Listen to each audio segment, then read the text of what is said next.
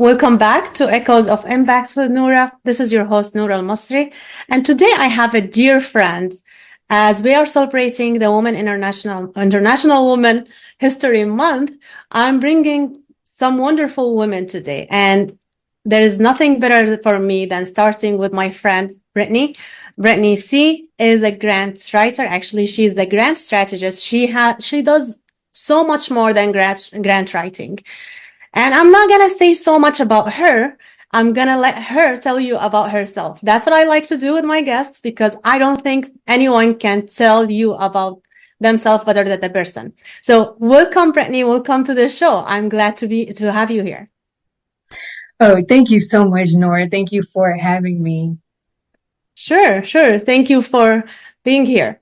So, Brittnei, tell us a little bit about yourself. Like, what's your background, your journey into the grant writing? The journey is a long story that I'll make short, but I am Brittnei C.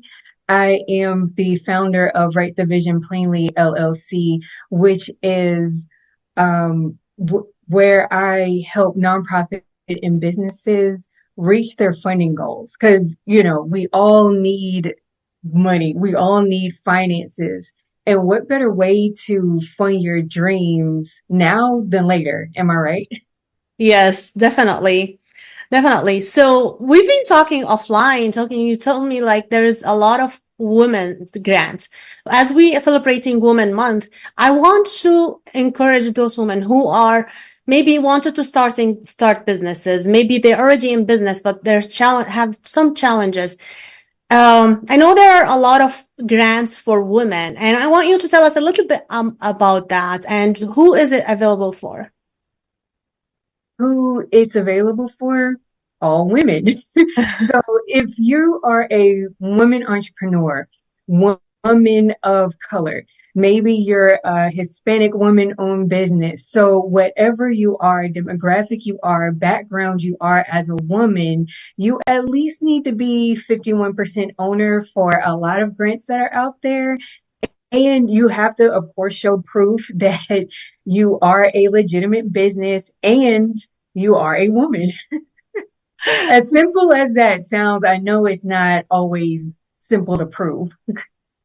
I've spoke to a lot of people, women, men, everyone think there's discrimination somehow because I am this color, because I am a woman, because I'm a minority, because I have a disability. Everyone kind of think like they have discrimination against them just because they're not getting funded. Do you think this is actually a discrimination, or do you think they're doing something? No, I don't think it's discrimination because you can be an alien with purple skin, but do you have a business and are you within the demographics? So here's where I think it's misconstrued in discrimination. It's that, okay, only these group of people are able to qualify for this. Correct, they are. But there are grants as well as other available resources for all demographics. So you just pick the one that's the best fit for you. And you don't have to, it's unnecessary to say, oh, this demographic is getting funded and they're discriminating against me, but you don't fit the dynamic. But maybe not for that one, but for another one, you might be a perfect fit for. Nice. Thank you. This is very important to know because, you just have to find the right grant. Maybe consult with someone who knows what they're talking about because there's a lot of grants out there. Like, can you tell us a little bit about what type of grants over there? Like, are they coming from states? Are they mostly coming from federal or where? Like, where exactly the grants? So everywhere, and I'll get more specific. So there are grants on your state level. So wherever you are in the United States, even internationally. So wherever you are in the world, there are grants for you. They're on the federal, non-federal, corporate, business levels. And they're also on the city level. All you have to do is search for it. The information is there. It's not hard to find. And also right now we are in the first quarter for the new funding release on the non-federal level and on the federal level for the government contracts that already made their second quarter moving into their third. Nice. So if just to give some context to the audience, if I'm a woman right now and I want to start a business, but I want funding, where should I look first? What's the direction I should be taking in order to find something, some grants to fund my company, my idea? I would start with a good resource is sba.gov. You can also connect with your local chamber of commerce and every state, every city has one. So that's a great place to start because they have so many other resources other than Googling, other than trying to spend a whole bunch of money on databases and everything else. Yes, I would start at those two places, your local chamber of commerce and sba.gov. Thank you. And what do they have to have? Do they have to have a business plan? Anything else? What exactly they ask for? So what for on the business side is Yes. it's a little bit different with the nonprofit, but I'll talk about the business. So you do have to have your business plan. You do have to have your EIN. It's not mandatory that you have like an account with sam.gov, but they may require you to show proof of your DUNS number or your UEI, your unique entity identification number.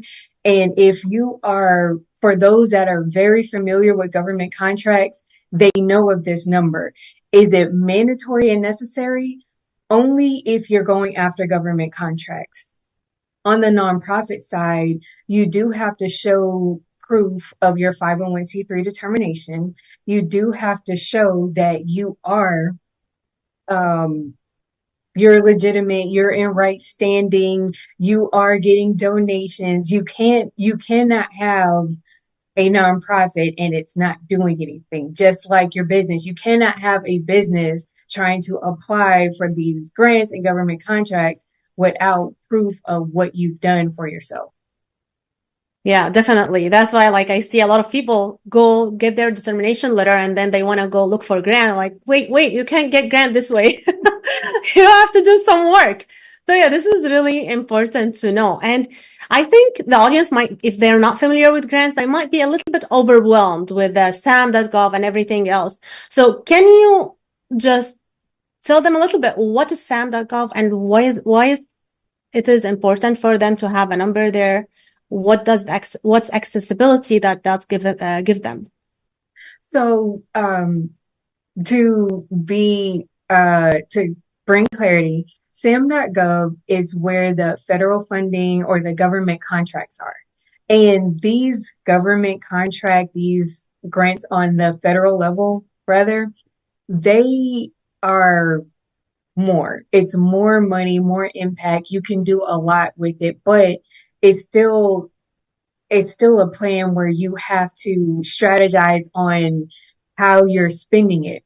So although this is not on like the non-federal where they might give you, let's just say $5,000 to fulfill your dream, you can get so much more with the government contracts as funding is concerned, but you do have to have what they need is your unique entity ID, which is an alphanumeric code that says, hey, you are registered. You will have a workspace station with them under sams.gov, and you can apply directly from that site using that number.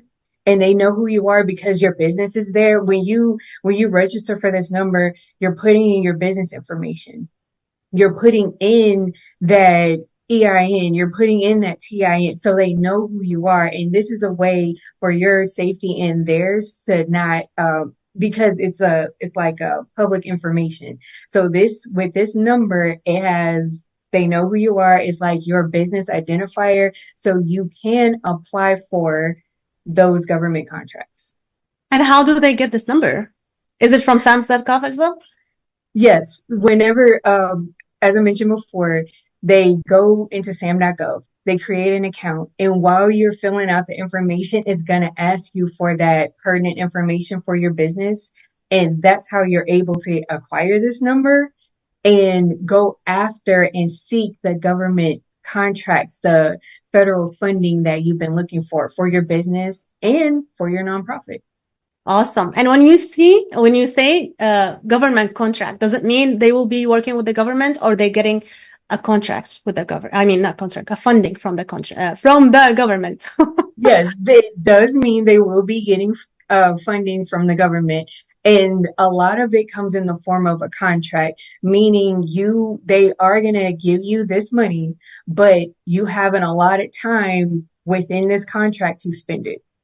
Awesome. Thank you so much. What did you say? I said you have to have your plan for this. Yes, awesome. So you have to have a plan. You have to have a business plan. This is very important to have.